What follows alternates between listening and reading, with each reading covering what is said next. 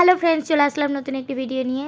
তো বার্গার বানানোর জন্য প্রথমেই দেখতে পাচ্ছি এখানে আলু আর পেঁয়াজটা ম্যাশ করা আছে। তো এখানে একটা আলুর টিকির মতো আমরা বানাচ্ছি, একটু তেল দিয়ে তাওয়ায় ভেজে নিচ্ছি। তো বাকিটা দেখতে থাকো। আগে আলু সিদ্ধ করে নিয়েছি, ম্যাশ করে নিয়েছি, ঠিক আছে। জিরা ভেজে গুঁড়ো করে নিয়েছি।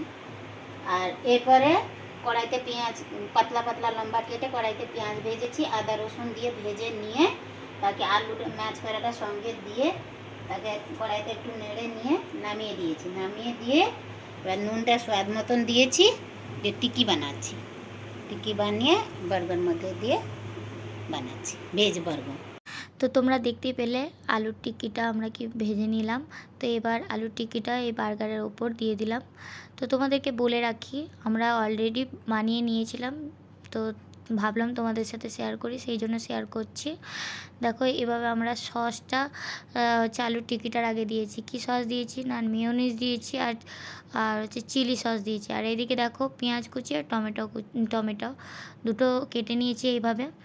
তো এবার ওপরে বার্গারের যে ওপরের অংশটা সেটাতেও সস লাগিয়ে নিয়েছি, মেয়োনিজ আর হচ্ছে তোমার চিলি সস।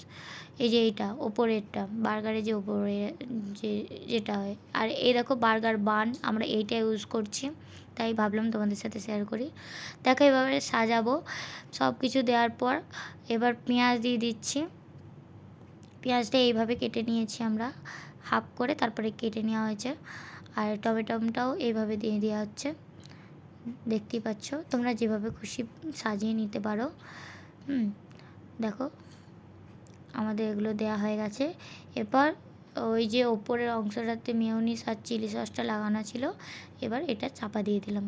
ব্যাস হয়ে গেল আমাদের একটা রেডি ভেজ বার্গার। তো আরেকটা দেখো তোমাদের সুবিধার জন্য আরেকটা দেখাচ্ছি। একইভাবে পেঁয়াজ আর হচ্ছে তোমাদের টমেটোটাও দিয়ে দেবো। তো দেখতে পেলে পেঁয়াজ আর টমেটোটা দেওয়া হয়ে গেছে। এরপর আমরা একটুখানি কাসুন্দি দিয়ে দিচ্ছি। এর ওপর কাসুন্দিটা দিয়ে দিলাম হালকা করে, আমাদের বাড়িতেই ছিল সেই জন্য দিয়ে দিলাম। ব্যাস আর একটুখানি দিয়ে দেবো তোমার চিলি সসটা। তোমরা চাইলে টমেটো সসও ইউজ করতে পারো। তো আমরা চিলি সসটা দিলাম স্পাইসির জন্য। তো দেখো দিয়ে দিচ্ছি, আর এটার ওপরে দিয়ে দিলাম। তো আরেকটা কথা বলে রাখি, তোমরা যদি রেসিপিটা আরেকবার দেখতে চাও তাহলে অবশ্যই কমেন্টে জানিও, আমি পুরো রেসিপিটা দিয়ে দেবো। তো ভালো লাগলে ভিডিওটি অবশ্যই লাইক করে দিও, আর কেমন হয়েছে জানিও। তো আর কি বলবো, আর কিছু বলার নেই। এরকম এটা মেয়োনিজ দেওয়া ছিল না, সেই জন্য মেয়োনিজটা উপরে লাগিয়ে দিলাম ওপরের বানটাতে।